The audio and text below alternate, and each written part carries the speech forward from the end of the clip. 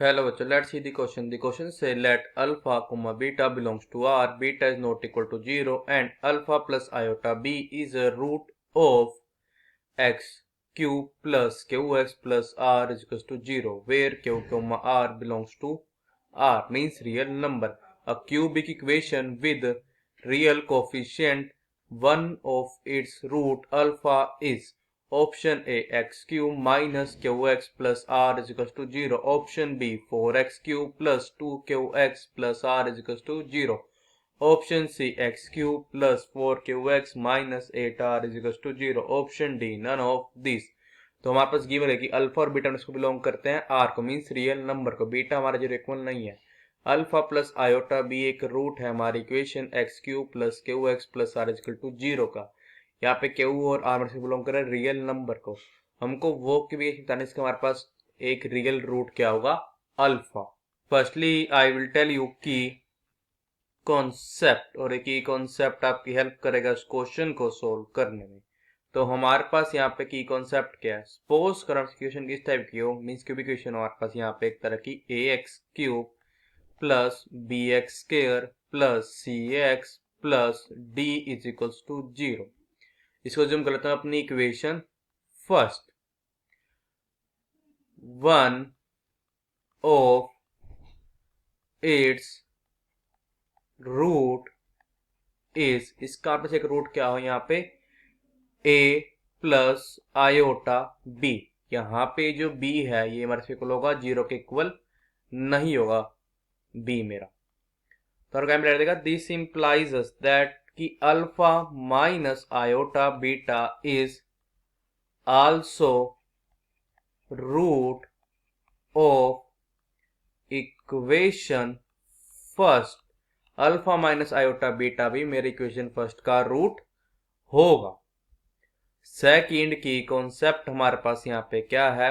If अगर आप क्या हो देखो x1 comma x2 comma x3 are the root of a x cube plus b x square plus c x plus d is equals to 0. तो हमारे यहाँ पे क्या आ जाएगा दिस इंप्लाइज अस दैट जब वैल्यू आएगी sum of roots means x1 plus x2 plus x3 की बोलेगी हमारी यहाँ पे इक्वल होगी minus b divide by a की. और जब हमारे वैल्यू आएगी x1 into x2 plus x2 into x3 plus x3 into x तो बोलेगी ये हमारे यहाँ पे इक्वल आएगी c डिवाइडेड बाय a के.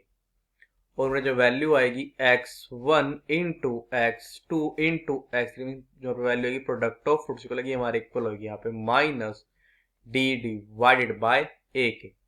अब हम क्या करेंगे इन दोनों की कॉन्सेप्ट की हेल्प से अपने क्वेश्चन को सोल्व करेंगे.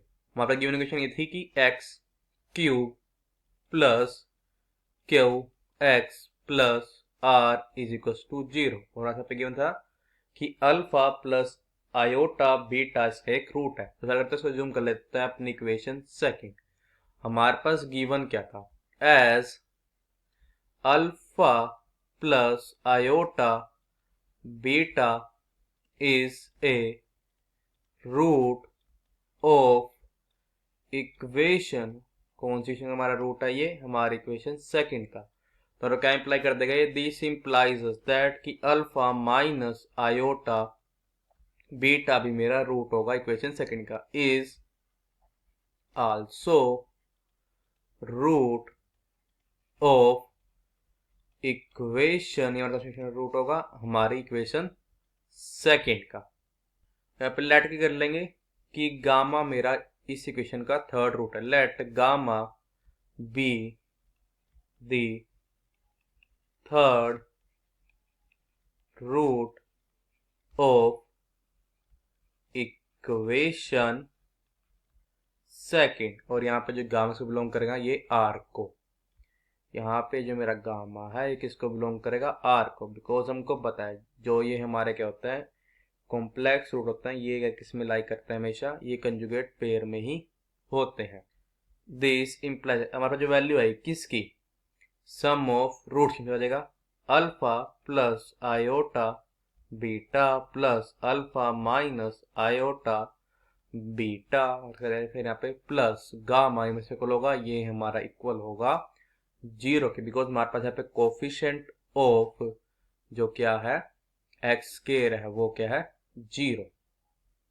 तो यहाँ पे दिस इम्प्लाइज दैट वहाँ पे जो वैल्यू आएगी 2 times of alpha plus gamma किसी को ला जाएगी, मेरे को ला जाएगी 0 के, और बताएगा दिस इम्प्लाइज दैट कि गामा जनरेशन को ला जाएगा मेरे को ला जाएगा -2 टाइम्स ऑफ अल्फा के। तो हमारे पास एक गामा की वैल्यू तो ये आ गई। हम इसका यूज करेंगे प्रोडक्ट ऑफ रूट का, इसमें जो वैल्यू आएगी alpha plus iota beta into हमारे पे क्या आ जाएगा alpha minus iota beta into बजाएगा गामा, वैसे बोलोगा दिस इज इक्वल्स टू, अगर अपने की कॉन्सेप्ट का यूज हो जाएगा ये हमारा इक्वल होगा -r के।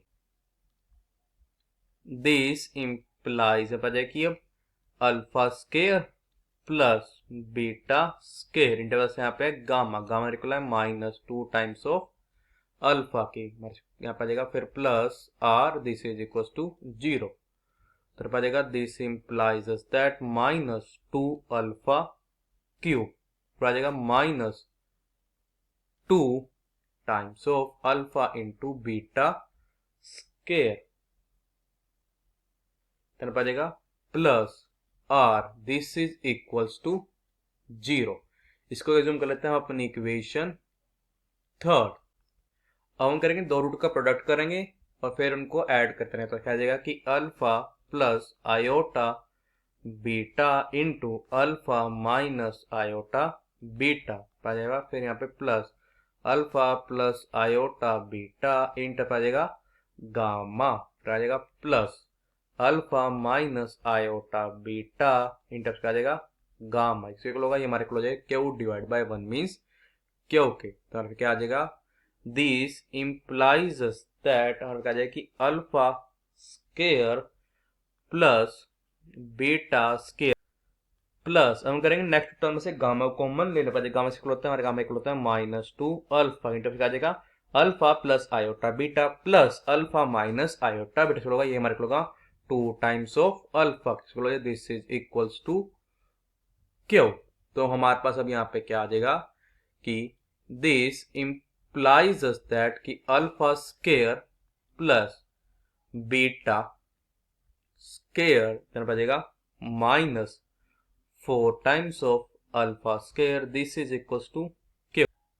दिस implies आ जाएगा यहाँ पे कि beta square -3 alpha square is equals to q. This implies us that कि beta square is equals to होगा, ये हमारे को हो जाएगा यहाँ पे क्यू प्लस 3 अल्फा स्केयर के।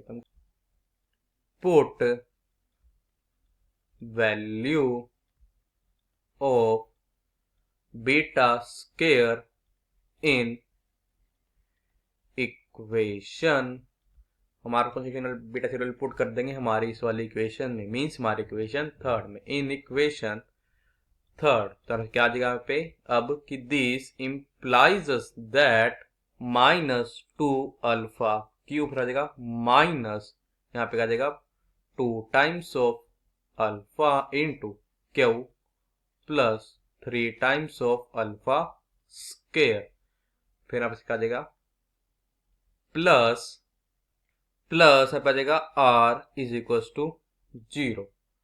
तो यहाँ पे दिस इम्प्लाइज दैट कि -2 टाइम्स ऑफ अल्फा क्यूब फिर आ जाएगा -2 alpha into q plus 6 times of alpha cube plus r is equal to 0, means यहाँ पे आ जाएगा दिस इम्प्लाइज दैट क्या हो जाएगा 4 times of alpha cube -2 times of alpha q plus r, this is equal to 0।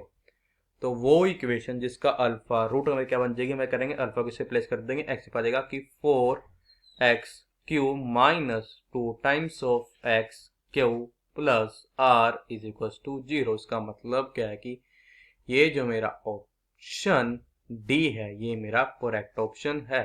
So the final answer is option D is our correct option. I hope you understood it well. All the best. Thank you.